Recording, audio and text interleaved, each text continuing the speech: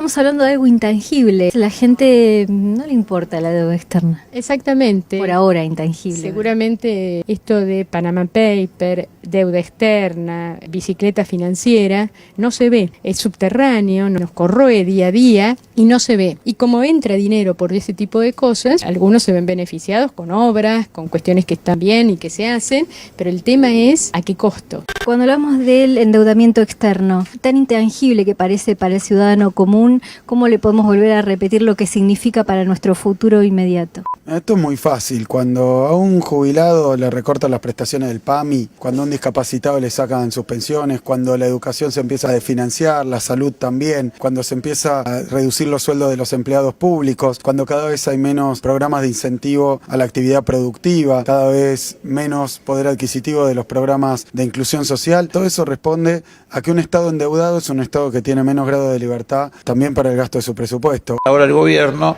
también lo habíamos adelantado que iba a ocurrir, pretende hacerle pagar a los jubilados el costo del endeudamiento desaforado en el que metió a la Argentina. La Argentina es el país en los últimos 2 años que más se endeudó del mundo, ni siquiera de la región, del mundo. Como ocurre siempre con los procesos de endeudamiento, los primeros que pagan los platos rotos son los jubilados. Hoy la única partida que crece es el pago de intereses de deuda. Entonces el gobierno se ve cada vez más obligado todos los días a reducir partidas para pagar los intereses de una deuda que es muy grande. Eso en el corto plazo que me preguntabas. En el largo plazo, si uno se basa en la experiencia histórica, terminó siempre espantosamente, porque esto depende de la afluencia permanente de fondos para refinanciar esas deudas, que cuando se acaban desencadenan crisis financieras horribles, como fue la de 2001, pero no es la única. También la crisis de deuda del 82, que terminó en la hiperinflación, también durante lo que se conoció como el Rodrigazo, también problemas vinculados a financiamiento externo, cuestiones cambiarias, especulación financiera, pero básicamente un modelo de endeudamiento, de valorización financiera, es un modelo que desprecia la inclusión social, pero también la industria y la producción. Con el cambio de la movilidad jubilatoria, a intentar hacerle una quita a los jubilados del orden de los 100 a los 120.000 millones de pesos. Esto en términos concretos va a significar que los jubilados van a tener una caída en sus haberes de aproximadamente 13 o 14%. Muy parecido a aquel famoso 13% que intentó en el gobierno de la Alianza recortar de la Rúa y Patricia Bullrich, que era la ministra de Trabajo. También pretenden imponer una reforma laboral que es arcaica, ni siquiera nos retrotrae al preperonismo, nos retrotrae a la era preindustrial. La Organización Internacional del Trabajo fue creada en 1919, después de la Primera Guerra Mundial. Bueno, toda la legislación que se propone es anterior a esa legislación internacional que fue gestando la Organización Internacional del Trabajo. Permite la extensión a 10 horas de la jornada laboral, en una copia a lo que fue la reforma laboral reciente en Brasil, que extiende la posibilidad de jornadas laborales hasta 12 horas. Permite la supresión de horas extras con lo que llaman el banco de horas. Baja en un 40 o en un 50% el monto de las indemnizaciones por despido, lo que va a significar una luz verde para despedir a los trabajadores con mucha antigüedad y reemplazarlos a su vez por pasantías. Y cuando esto estalle, nosotros ya conocemos, ya tuvimos un 2001 que pasaron este tipo de cosas, entonces no podemos mantenernos pasivamente y acá es de libro lo que está ocurriendo, entonces tenemos que estar atentos y sobre todo para los jóvenes que no lo vivieron, decirle esto ya lo vivimos, paremos ahora y hagamos algunas reflexiones entre todos para que se puedan rectificar rumbos sobre todo.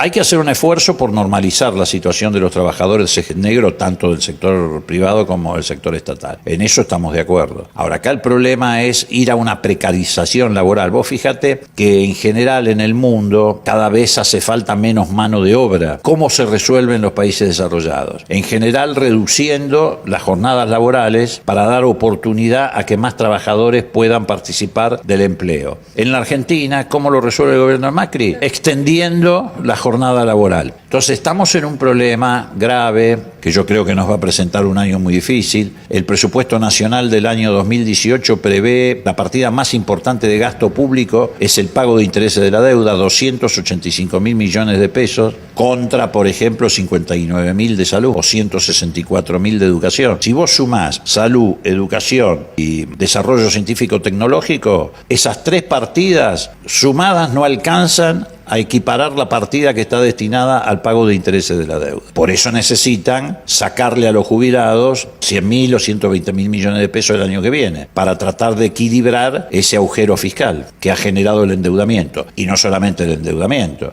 las medidas que tomaron antes, la edición de retenciones para los exportadores, las mineras. Además, este año 2018, el que se inicia, el gobierno, y ahora más que nunca teniendo un ministro de Agricultura que es nada más y nada menos que el presidente de la Rural, va a poner en marcha la rebaja gradual de las retenciones a la soja a razón de 5% por año. Y eso también va a generar otro agujero en las cuentas fiscales. ¿Tienen miedo los científicos a los que se le recortan presupuesto y por poco se los manda de nuevo a lavar vajilla? Hay miedo en las universidades a las que se les recorta presupuesto también. Y no solo eso, se persigue a sus rectores. Tienen miedo los artistas, a quienes se les priva de oportunidades laborales si no son simpáticos al Ejecutivo o a sus monopolios mediáticos. Este ciclo de malas noticias en el cual hay que aprender a resistir con una sonrisa para poder llegar a ver la otra etapa, ¿verdad? Para no enfermarse. Más allá del odio visceral al peronismo, del antikirchnerismo, del desprecio a las mayorías populares, del no al reconocimiento de sí mismo como un ser trabajador y el no a la conciencia colectiva trabajadora que deberíamos tener todos. ¿Qué hacemos con nuestros hermanos? Hay que seguir insistiendo en nuestra prédica, defender los espacios públicos, los espacios de libertades públicas, los espacios democráticos que tenemos. Creo que en el Congreso vamos a tener un bloque muy homogéneo, con mucha más homogeneidad que tuvo el bloque que se eligió en el 2015, donde hubo muchas defecciones, traiciones, etcétera. A nosotros no nos van a atemorizar, no nos van a poner de rodillas, nosotros vamos a ir a cumplir con nuestro deber, y nuestro deber es sencillamente responder al mandato de 3.500.000 bonaerenses que dijeron: queremos esta oposición, porque se eligió continuar con las políticas de gobierno mayoritariamente, pero también se eligió qué tipo de oposición se quería. Y nos les eligieron a nosotros como expresión y representación de esa oposición. Va a haber una voz muy potente que va a ser la de Cristina en el Senado, que más allá del número de senadores que pueda o no reunir, lo que va a concitar es en términos de comunicación pública, es una presencia que va a ser muy incómoda, no solamente para los grupos dominantes, para el gobierno, sino para los que ahí adentro del Senado no tienen quien los deje desnudos. Tenemos un liderazgo tan importante como el de Cristina Fernández de Kirchner. Me parece que eso no es menor y no había tampoco en los 90. Enfrentábamos un gobierno neoliberal que provenía del seno de un partido de corte popular, así que había mucha confusión, había muchas deserciones. Yo creo que las hay, las deserciones, pero contamos con el papel que quiere ocupar, con una militante más. Tenemos con qué hacer frente. Va a visibilizar lo que está pasando. Si es que no la cortan, como en algunos canales que cuando empiezan a hablar de ellos ya cortan la transmisión. Se ha ido estrechando el cerco porque este régimen necesita pasar por encima del Estado de Derecho, necesita una voz única, por lo tanto arrasar con el pluralismo de voces. Tienen miedo los periodistas cuando pretenden apartarse del discurso único de los medios monopólicos. Más aún cuando destapan manejos no claros de funcionarios y parientes. Y cada vez van quedando menos los lugares donde puedan decir estas cosas. Se van reduciendo. Vamos llegando al discurso único, a la construcción única de realidad, propia de todo totalitarismo. Se empieza a hablar en voz baja en la calle, se mira para los costados. Da la impresión que estamos entrando todos en la clandestinidad. ¿Visibilizarlo alcanza para cambiar esta situación? No, para cambiar esta situación lo que hay que hacer es luchar y hay que hacer resistencia. Y la resistencia tiene que hacerse en la calle, tiene que hacerse en los clubes, tiene que hacerse en la parroquia, tiene que hacerse boca a boca, persona a persona, explicándole a la gente lo que pasa, explicando al vecino. Recuperemos la vieja forma de hacer política, basta con la política televisiva, basta de depresión, empecemos a hablar entre los argentinos, empecemos a explicarnos lo que está pasando. Con más verdad, con más necesidad de poner las cosas en su lugar, voy a estar acá en este espacio, voy a seguir con Abuelas trabajando en búsqueda de los nietos que faltan y desafiando este sistema con la frente en alto, porque cuando uno maneja la verdad es fuerte, es decisivo y es convincente. La verdad que me he quedado hoy con estas expresiones de los compañeros tan buenas, tan alentadoras, tan criteriosas, que bueno, me voy muy reconfortada. han podido encontrar una nueva nieta. Qué maravilla esta pampeana,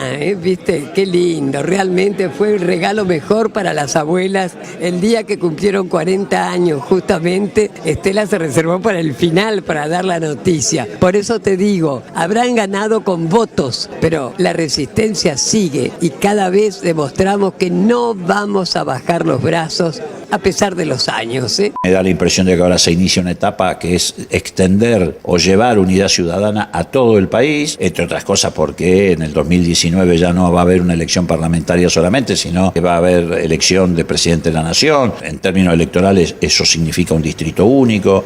Yo creo que Unidad Ciudadana tiene que tener expresiones en todas las provincias argentinas y las va a tener. Y creo que además tienen que ir sucediendo algunas cosas en otros ámbitos. Por ejemplo, en el ámbito del movimiento obrero, a mí me da la impresión de que esta discusión sobre la reforma laboral, la reforma previsional, va a ser un antes y un después. Si el movimiento obrero reacciona unánimemente y enfrenta esto, va a perfilarse una CGT fuerte. Si algunos sectores del movimiento obrero son tolerantes con esta reforma laboral, yo creo que va a ocurrir lo que ocurrió en el pasado cuando existió una CGT de los argentinos, un grupo de los 25 o el movimiento de trabajadores argentinos en la década del 90. Va a aparecer una nueva expresión político-sindical. Pueden hacer como con la luz que decían que iba a aumentar un 2000% y después, bueno, arreglamos por un 400% y pasó igual. Es muy grave la regresión que están proponiendo. La verdad es que a los dirigentes sindicales, aún aquellos que quieran ser tolerantes con el gobierno, les va a resultar muy difícil mimetizarse y disfrazar esto. Muy difícil. Pero esto es mucho más grave todavía que en los 90. Lo que pasa es que a veces estas cosas teóricas se tienen que traducir en hechos concretos, tangibles. Por ejemplo, si yo hablo de la deuda externa y digo que nos estamos endeudando a $862 por segundo, está bien, la gente me puede creer o no, pero todavía no le llegó el impacto de lo que va a significar afrontar esa deuda. Le va a llegar ahora cuando empiecen a decir, bueno, hay que recortar 100.000 millones a los jubilados. ¿Por qué tienen que hacer eso? Porque ha sido tan desaforado el endeudamiento que los que les prestan la plata, los acreedores, les dicen, bueno, demostrame que me vas a poder pagar. Quieren que el gobierno, o sea, la Argentina, les demuestre que tiene capacidad de repago. Bueno, ahí se va a empezar a sentir el efecto de la deuda. Cuando la gente empiece a sentir en términos reales y prácticos, o que le baja la verde de los jubilados, o que bajan los salarios, o que tienen menos salud, o que tienen menos educación, ahí se va a sentir el efecto. Mientras tanto, es una definición teórica o no tangible. La gente no ve ni toca la deuda externa. Como siempre, Leopoldo, muchas gracias por tu servicio pedagógico para entender lo que nos está pasando. Muchas gracias por tu tiempo. Gracias a vos por el tuyo. Gracias. Gracias, Axel Kicillof, como siempre, por darnos tu palabra. Gracias a vos. Gracias. Muchas gracias. Por nada. Gracias por tu palabra.